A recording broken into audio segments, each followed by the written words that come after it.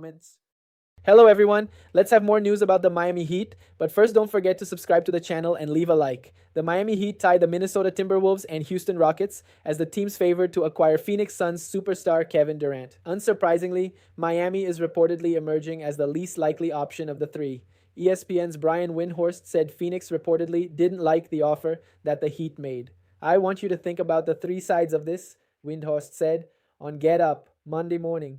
In a Durant trade, you need the Suns to be happy with the offer. You need KD, in theory at least, to be somewhat comfortable with where he's going, and the team he's going to has to be comfortable with the contract.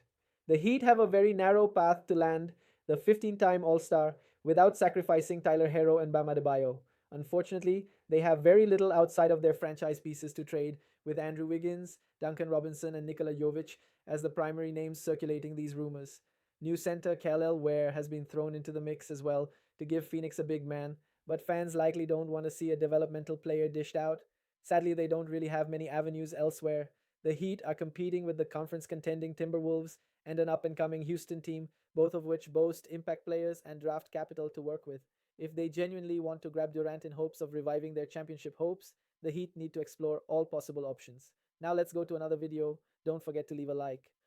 The Heat are expected to show interest in trading for the Kings forward DeMar DeRozan if they do not get KD, and have actually already had exploratory talks on a potential DeRozan trade. And I'll say this right off the rip. I do not like this whatsoever. We put out a video, I think, 2.5 weeks ago about a report that the Heat could show interest on trading for DeMar DeRozan, a player they had interest in making a move on last offseason, potentially trying to add him to Hero, Jimmy, and Bam. That didn't work out because they didn't have the financial flexibility to do this, but I am not a fan of trading for DeMar DeRozan, and I think I said that just 2.5 weeks ago when we had that video. And the part that is the most concerning to me is this one. The original report that we're talking about today came from James Ham, a local reporter for the Sacramento Kings, is on ESPN Radio. He said on his show just yesterday that the Kings have been telling agents that there is a high possibility they could be picking in the early 20s. They currently do not have a draft pick in the 20s of the NBA draft. So they are telling people that there is a solid chance that they could acquire a draft pick in that range of the NBA draft. And when you put 2 and 2 together of the Heat having pick number 20 and then them having interest in DeRozan if they don't get KD, well, could there possibly be a trade where you give the 20th pick up for DeMar DeRozan? Before we get into that, I do want to know your thoughts. Pick a player. Would you rather trade, let's just say, Kel'el Ware, Andrew Wiggins, and Duncan Robinson for Kevin Durant, or would you rather trade other players that aren't as big named in valuable assets, if you will, for DeMar DeRozan? Type KD for Kevin Durant or type DD for DeMar DeRozan? I'll say this right now. If the Heat trade a first-round pick for DeMar DeRozan, I might have to take a year off. That would be the dumbest decision that I have ever seen a front office make, parentheses, outside of Luka Doncic. Like, in all seriousness, 35, 36-year-old DeMar DeRozan, who barely plays any defense, only shoots 15-foot mid-range shots and gets to the free throw line. Like, there is no world where he elevates you by himself to anything that you were trying to aspire to be. Heck, I am not even sure if you added DeMar DeRozan to this team, you would be able to scratch your way out of the play-in. You might still be a 7 or 8 seed because that's what DeMar DeRozan does best, get his team to the play-in. And if you gave up a first-round pick for that, I would be furious. There would be no way that you justify that being a good decision. None. Like, this is the package that I would offer the Sacramento Kings if you were actually interested in DeRozan. I am not doing anything more. Nothing. Terry Rozier, Hawkes, and a second-round pick for DeRozan. That is my take-it-or-leave-it offer. I understand that you could trade Rozier and a first-round pick and just get off Rozier's contract and then have DeRozan, who's a better player, obviously, and all of his contract is not guaranteed next year in the final year, so you could have cap relief next offseason. But I am also not in the business of attaching a first round pick to get rid of Terry Rozier. Is he terrible? Absolutely. But that $26.6 million is actually value in expirings, and I'm not packaging a first round pick to get off of it. If Rozier still had 2 years left at his deal, okay, I would attach a first round pick. But it's only one. And although DeRozan has been one of the best scorers in the NBA over the last decade, you see how he kind of continues to decline a little bit. He doesn't shoot threes. He does not space the floor. And I am just trying to envision a fit in Miami where it actually works out. Because to me, if you made that trade for DeRozan and you now have your front court be DeRozan, Bam, and Khalil Ware, like there is not a consistent floor spacer there. Bam is not a consistent three-point shooter yet. DeRozan has never been one. And Khalil Ware hasn't shown the ability to do that consistently either.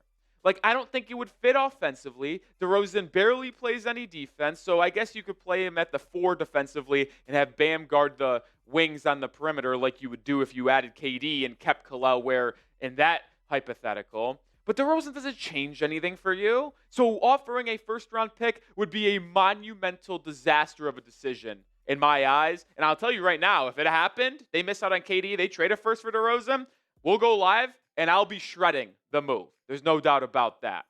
But make sure you are subscribed to the channel because we're going to continue to bring you the best coverage around the Miami Heat, in season, out of season, trade rumors, trade actual news, signings, draft talk. Subscribe and turn on notifications so you don't miss any content we put out. Now, I'm not going to try to sit here and act like DeMar DeRozan wouldn't help the Heat in some capacity. There are 2 things that DeRozan does at an exceptional level that would actually help Miami. And I don't want to act like he is the worst player in the NBA. I am just very, very much against him being your only move and if you actually traded a first-round pick for him. But DeRozan last season had a 33.7% free throw rate, very good, and averaged 5.7 free throw attempts a night, which was 12th best in the NBA.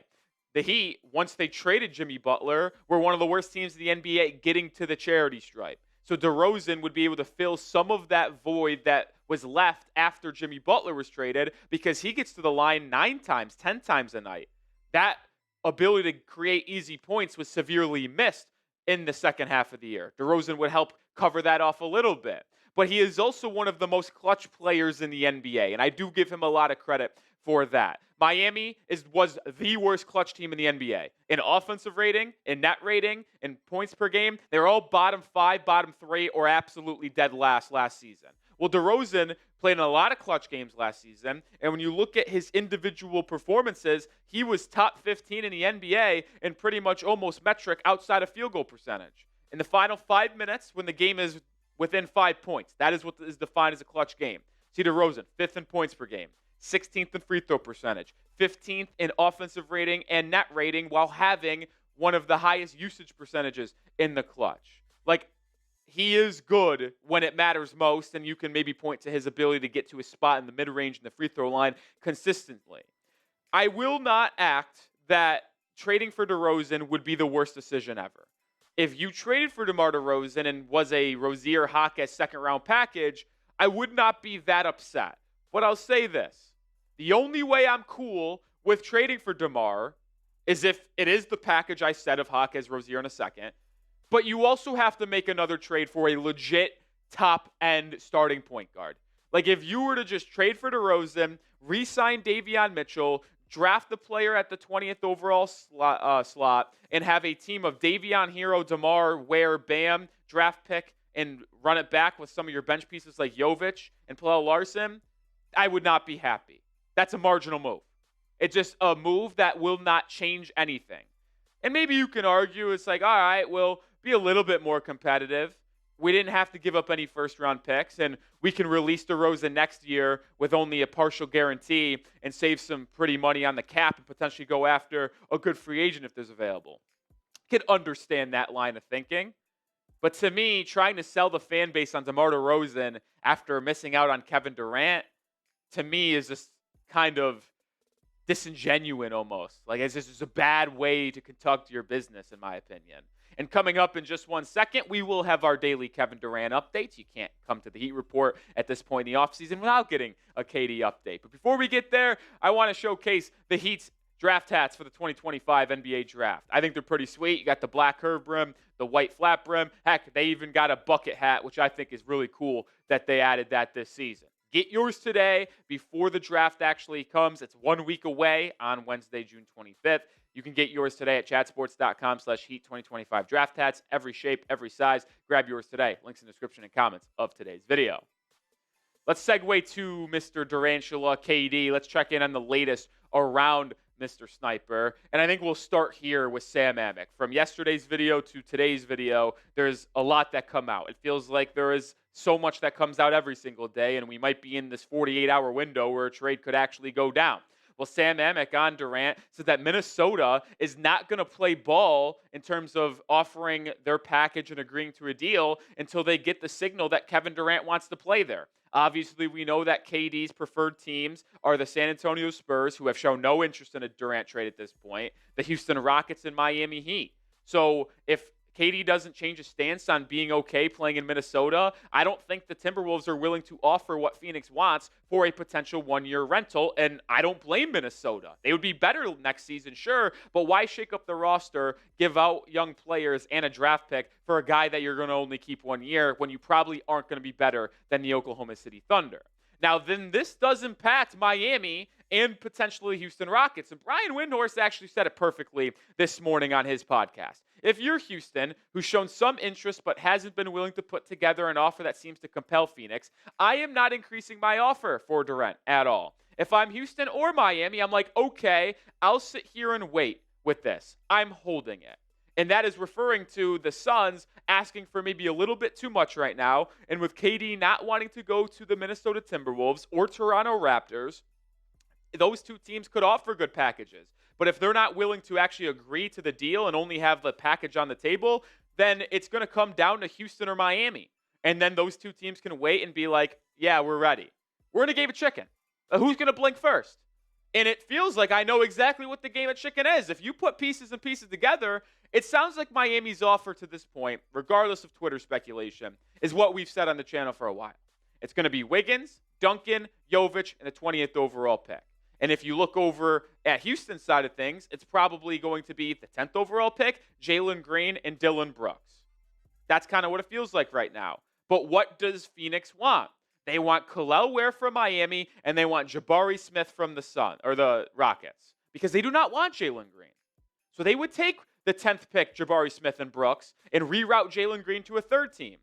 And with Miami and Houston, they're kind of in this game of chicken. Who's going to bust first? Who's going to blink? Who is going to offer that young player first? Will it be Houston with Jabari, or will it be Miami with Ware? If one of those two teams budged on that, I think we would see a trade get done.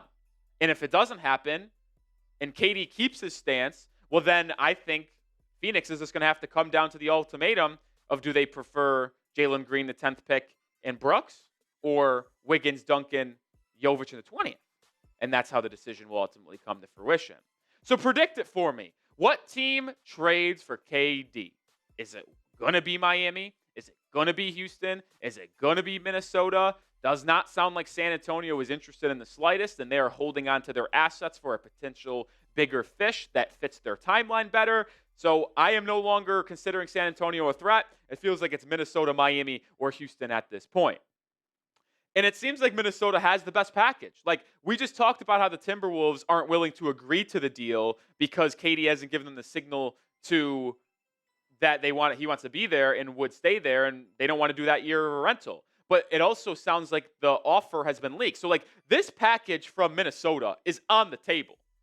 But they're like, hey, Phoenix, this is what we're willing to offer.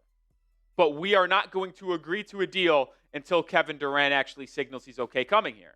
Gobert, DiVincenzo. It was reported that it's either Dillingham and Terrence Shannon Jr. or Terrence Shannon Jr. So Dillingham or Terrence Shannon Jr. And then the Timberwolves 17th overall pick. And if we're going to be quite frank, I don't care if the Heat include Kel'el Ware or the Rockets include Jabari Smith. This is the best package Minnesota's going to get. You get a all-defensive center, a good complementary guard piece, a good young player, and a 17th overall selection. Miami can't top that. They can't.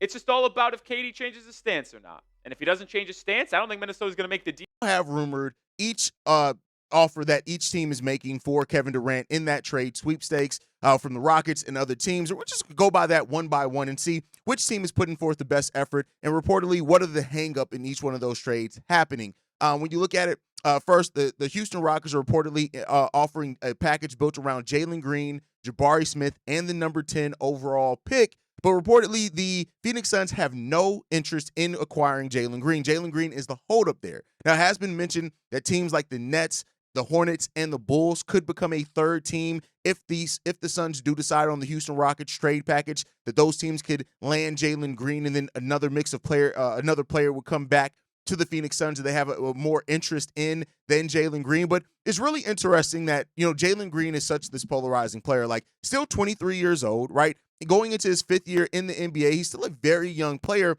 and that's averaged over 20 points per game. But it's the way that he scores. It's the inconsistency in which he scores. You look at him in the playoff series against the Golden State Warriors, he only averaged about 13 points per game. One of those games, he scored 38 points. So you take that game away, you're looking at him averaging 9, 10 points in a playoff series where your team needed you to score. Going into that series in the Phoenix Suns versus the Golden State Warriors, I said that it could come down to how many good Jalen Green games do you get. Not saying that he was the end-all, be-all, why they lost that series, but I think that was going to be an important part of that. How many good Jalen Green games do you get, and how does that help push you over? And he's just not a consistent player at this point of his career. Now, he's still young. You still can convince yourself that there's still a lot of development that Jalen Green can do, but reportedly with the Phoenix Suns prioritizing win-now players, that makes sense. Also, is there a fit between Jalen Green and Devin Booker? And keep in mind, Bradley Beal is still on this Phoenix Suns team as well, and he's not shaped up or looking to go anywhere because it's doubtful that he's going to waive his no-trade clause. So I think that comes down to where it is. Now, this is a reasonable deal for the Houston Rockets. I think with other teams being involved, you're not giving up all of your draft picks. You're not giving up a huge amount of picks. You're giving up Jabari Smith Jr., who still does have tremendous upside, but you're giving that up to get Kevin Durant, who almost instantly makes you one of the favorites in the Western Conference. I don't know how much that does for them being a championship contending team, but it is there. This is a solid trade. Again, the Phoenix Suns right now, one of the holdups in this is they don't want Jalen Green back. So if they decide on this offer, they would have to find a third team for Jalen Green. So let me know what you guys think on that one down below. Now, as far as the San Antonio Spurs offer, reportedly it's built around Devin Vassell, Keldon Johnson, Jeremy Sohan, and the 14th overall pick in this draft. I don't like this at all for the San Antonio Spurs. I've been very consistent in the fact that I don't think the Spurs should be trading their young talent, this much of their young talent, to go all in for Kevin Durant, who, reportedly he would sign a contract extension with the San Antonio Spurs, but it's still a huge, mark to make. Again, I understand why they would do it, right? I understand that you are getting Kevin Durant. You're adding that to Wemby. You're adding that to De'Aaron Fox. You have tons of young talent still on this team. Even after you do that trade, you're keeping Castle in that move as well. Like, you're doing some things that all make sense for you. And I don't want to take away from that. That makes a lot of sense for them. If they look at this and say, no, we want this window to be open now. We want Wemby to get this opportunity to continue to learn what playoff basketball is like early. I understand all of that. It just seems like you're giving up a lot of your young talent in this move to get Kevin Durant, who, at most is probably going to be there 3 years, probably at most if he signs a 2-year contract extension. So it's some question there. But there are the Spurs fans that look at this and say, no, they want the Spurs to go out and get a star. So, if that's the way that you view it, I guess this trade definitely gets that done. You're adding, Durant to Wemby and De'Aaron Fox. That'll probably be your big three at that point in time. You still got young players coming up in the wings as well. For the Suns, a team that's looking to reportedly get players that are win-now players, you get Devin Vassell and his three-point shooting that he brings there. You get Jeremy Sohan and his versatility that he brings there and all the different positions that he can play. And it makes sense for the Phoenix Suns in that sense. But I do think that, there is still a risk here, right? When it comes down to it, is that the Spurs don't have necessarily the same pick cachet that the Houston Rockets have. But we'll see. We shall see. And it really depends on how you view that ceiling of that young talent that the Spurs still have on their roster. But hey, that reportedly is the offer from the San Antonio Spurs. Next up, the Miami Heat. The Miami Heat reportedly have Andrew Wiggins, Khalil Ware, Duncan Robinson, and the number 20 pick, as well as a future first rounder on the table for Kevin Durant. Now, this is a deal that I look at it and I'm like, will the Suns actually value this? I get it that Miami Heat is one of Kevin Durant's preferred destinations reportedly, but It's Wiggins. Khalil Ware has tremendous. I love Khalil Ware. I want to be clear there. I love Khalil Ware. And for the Phoenix Suns to get a young center like Khalil Ware, who can rim protect, who can run out in transition, I think his offensive upside is greater than what people were initially giving him coming into that draft selection. I think that is the crown jewel here. That and the 20th overall pick and a future first rounder. But again, reportedly, they don't necessarily value the picks as much as they do players that can put them in a win now situation. So there's that question that you have to ask there. But we shall see. I think that the Miami Heat's offer here is probably one of the best offers that the Heat can make. I don't think it's the best offer that the Suns are going to get, but I think that this is the Heat putting forth their reported best offer to get that done. And we'll see. I think that, this brings a nice balance of shooting and some defense. You get that anchor in Khalil Ware to have there. Miami keeps Bam. They keep Tyler Hero. You add Kevin Durant to that. And I can see that being a mix that Pat Riley really likes. But there's still some questions there as far as how good that is going forward. But we shall see. And then lastly, the Minnesota Timberwolves. Reportedly, their offer is built around Rudy Gobert, Dante DiVincenzo, and Rob Dillingham. Now, this is a nice mix. I think that you get a center in Rudy Gobert, who, of course, is older, but he's a Defensive Player of the Year winner. You get Dante DiVincenzo, who brings that shooting as well, so some shooting defense there. And then you get an upside guy in Rob Dillingham, who could end up turning into a really good player over the course of time, and you could develop that. Again, it comes down to how much Phoenix values that young talent, whereas they're looking for pieces that can win with Devin Booker right now. But I do think that for the Minnesota Timberwolves, if you're able to get Kevin Durant in this move, you probably then turn around, keep Julius Randle. You may even keep Naz Reid. You may even keep Nickeil Alexander-Walker in this one and re-up all those guys. And, I like it. Of course, that comes down to, are the Suns willing to take on that big contract of Rudy Gobert, where they need a third team involved in something like that? But you have Dillingham, who could be the future of guard pairing with Devin Booker. And I think this is a solid enough deal. Again, much like the Miami Heat, I do think that this is probably the best deal that the Minnesota Timberwolves can really put forward. Would the Suns prioritize somebody like a Terrence Shannon Jr. as an older player, even though he's a second-year player, that maybe can pair, maybe something like that, maybe, right? But I think that that's what it comes down to in this one. These are all solid enough deals, but these are reportedly the best offers right now that the Suns have on the table from the three teams that Kevin Durant is interested in, and one in Minnesota that just wants Kevin Durant, and they may have the package that the Suns value back in that one. Let me know what you guys think on that down below. Now, with that said, there was something that was talked about from Kirk Goldsberry, who was a former San Antonio Spurs executive, who talked about one of the hangups that could be there. He was on Zach Lowe's podcast. He talked about this. I know our friends in San Antonio think the price is too high. And in original discussions, including the number 2 pick and our Stephen Castle, are going very well on the Spurs end of the telephone. I can tell you that. That's okay. Interesting there.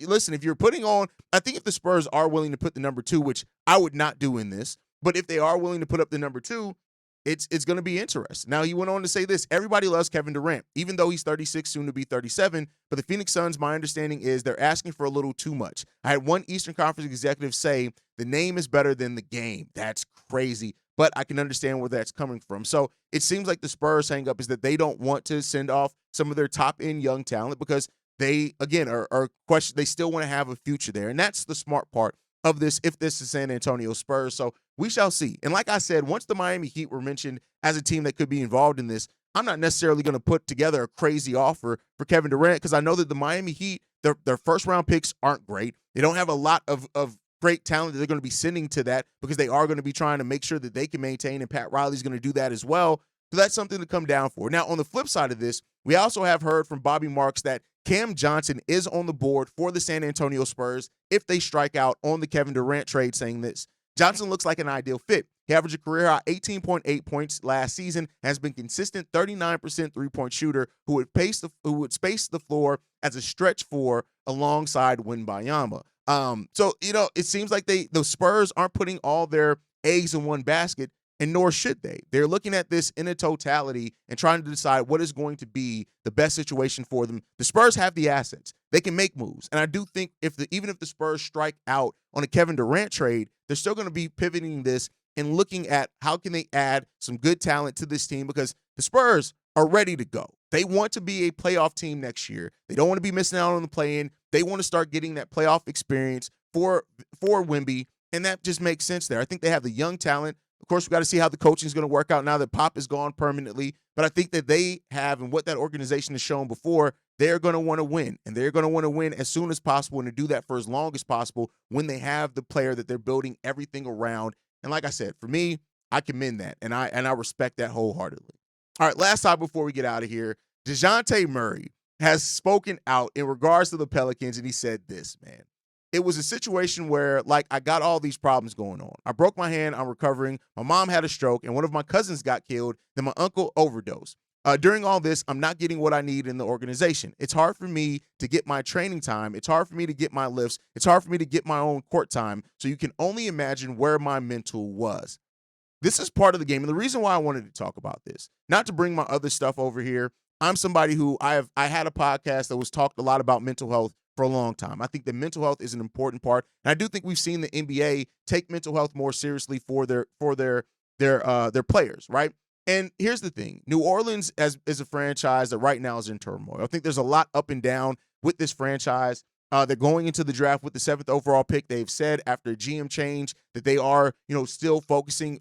Zion Williamson still is the focal point of that team. That's all fine and dandy, right? But it seems like that this team throughout all of this has kind of lost its place in the team building, the relationship building, and the development aspect of what can help them get to that next level. And that's something that they're going to have to fix, shore up, and look at and all those type of things. But Dejounte Murray kind of speaking out that he did not feel supported by this organization during a dark time for him, hopefully is something that actually brings more awareness from that franchise on what they can do, what they need to do to help better support their players. If you're looking at pivoting towards development, if that's a place that you're looking to go and focus on, you have to support those players. Mentally, you have to support them. Physically, you have to make Potential Kevin Durant trade could be taking shape, and the Miami Heat are reportedly among the teams in the mix. The idea of a possible deal involving Miami has drawn interest across the league, adding to the ongoing speculation around the Sun Star's future. Durant, 36, is entering the final years of his current contract. His salary for the 2025-26 season is set at $54.7 million. The Phoenix Suns may be looking for more flexibility after an underwhelming season and could be open to moving one of their biggest stars. The Heat reportedly have a 3-team trade structure that could meet the Suns' salary and roster needs. According to the breakdown, Miami would send Terry Rozier, Duncan Robinson, and Jaime Jaquez Jr. to Phoenix. The Suns would also receive the number 36 pick from the Brooklyn Nets. Durant would head to the Heat in the proposed deal. The Nets would receive Kyle Anderson, Nikola Jovic, and the number 55 pick. This format helps navigate salary cap rules, especially as Phoenix looks to stay under key financial thresholds. Miami is in a position to offer more than just veteran contracts. The Heat have the number 20 pick in the 2025 draft. They could also offer picks in 2030 and 2032. The overall draft package isn't the strongest right now. That might shift depending on how teams view Durant's age and contract. As Durant holds influence over his destination, Miami may become a preferred option.